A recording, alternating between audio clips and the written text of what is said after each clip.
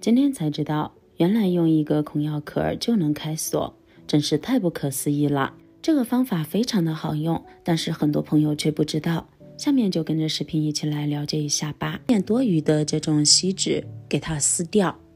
撕掉之后用起来会更加的方便。在撕这个金属薄膜的时候，大家一定要注意，千万不要刮伤我们的手指。其他贴的特别紧实的我们就不用去管了，撕成这样先放在一旁备用。下面来说一说我们手上的这个锁。这个锁啊，基本上家家户户都有，尤其是在小时候住在农村里面，每家每户用的都是这种的锁。而咱们现在大门上基本上用的也是这种的锁。这种的锁可以给我们很大的安全感，但是我们发现呀，只有用钥匙才能将它打开。那么如果家里面的人口比较多，钥匙不够用，或者是有什么特殊情况，钥匙不见了的时候，那么咱们的这个锁又怎么来开呢？只需要一个家里面的这个孔钥壳，就能轻轻松松的将锁打开，毫不费力。很多朋友看到这里可能还是觉得不可思议，其实真的非常的简单。在这之前，我们先把锁放在一旁，把上面的钥匙取下来，将钥匙放在我们的孔钥壳上面，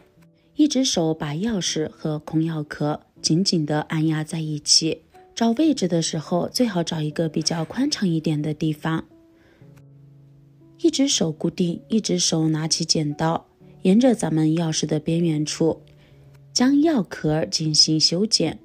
剪的时候很可能会出现咱们固定的那一只手出现打滑的情况，但是不要紧，我们先把它的形状大概剪下来，这样我们在修剪形状的时候就更加的方便了。我们沿着钥匙边缘处把孔钥壳剪成咱们钥匙顶部的这个样子，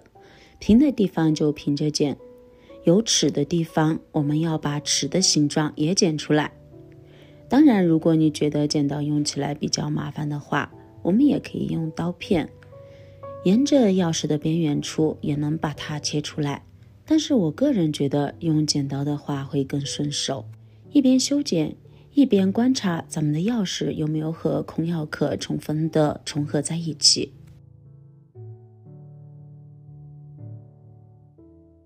尤其是在钥匙齿的这一边，尽量让钥壳的形状和它更加接近。像这样呢，基本就修剪好了。我们可以看到钥壳的顶部和咱们钥匙顶部开锁的地方形状基本一致，重叠在一起的时候基本上没有什么任何不同的地方。像这样呢，咱们的孔钥壳就算是修剪好了。现在就可以用咱们的孔钥壳来开锁啦。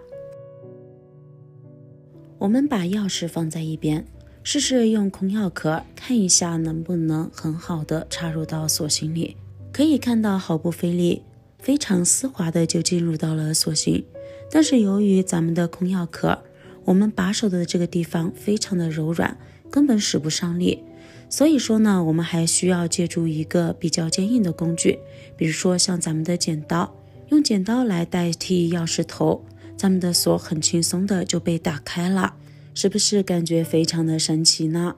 我们现在再把锁锁上，没看清楚的朋友再来看一次。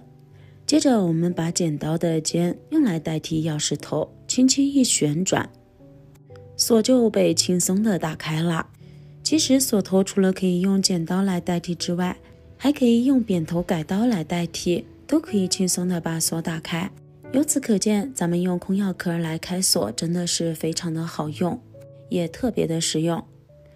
那么当家里面的人口众多，钥匙不够用的时候，或者是出现什么特殊的情况，找不到钥匙的时候，我们就可以用这个塑料孔钥壳来代替咱们的钥匙来开锁了，一开一个准儿，十分的好用呢。